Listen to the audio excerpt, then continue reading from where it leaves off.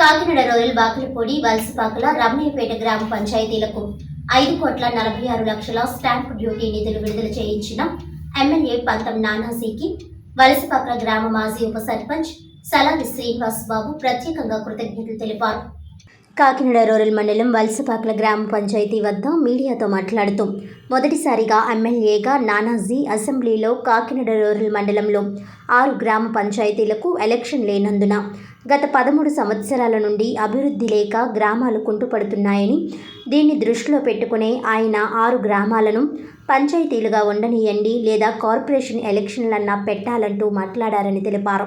అదేవిధంగా stamp duty గత ప్రభుత్వంలో పెండింగ్లో ఉందని, విడుదలకు నోచుకోలేదని వెంటనే విడుదల చేయాలని కోరగా వాకలపూడి, వలసపాకల, రమణయ్యపేట గ్రామాలకు మొదటి విడతగా 5,46,00,000 రూపాయలు విడుదల చేసినందుకు ముఖ్యమంత్రి చంద్రబాబు నాయుడుకు, ఉప ముఖ్యమంత్రి పంచాయతీరాజ్ శాఖ మంత్రి అయిన పవన్ కళ్యాణ్కు మరియు రూరల్ ఎమ్మెల్యే నానాజీకి ప్రత్యేకమైన కృతజ్ఞతలు, ధన్యవాదాలన్నారు. ప్రత్యేక పాలనలో అభివృద్ధికి నోచుకొని ఈ 6 గ్రామాలకు వెంటనే ఎలక్షన్లు జరిపించాలని కోరారు. ఈ సందర్భంగా వలసపాకల జనసేన గ్రామ కమిటీ అధ్యక్షుడు జీని శ్రీను తదితరులు పాల్గొన్నారు. అందరికీ నమస్కారం.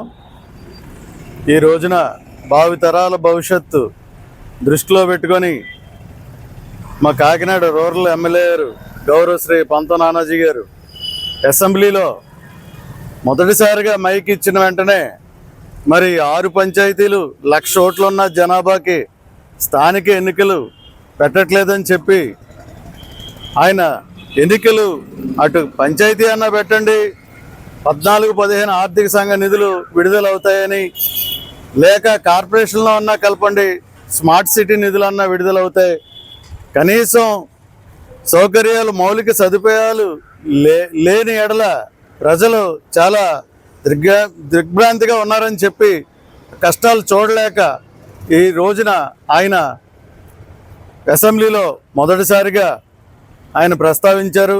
దానికి అనుగుణంగా ఈరోజు వలసపాకల, వాకలపూడి, రమణయ్యపేట గ్రామాలకి 5,46,00,000 నిధులు ఈ స్టాంప్ డ్యూటీకి ఏదైతే పెండింగ్లో ఉన్నాయో ఆ నిధులు విడుదల చేసి ఈ రోజున ఆయనకి మేము కృతజ్ఞతలు తెలుపుకుంటున్నాం.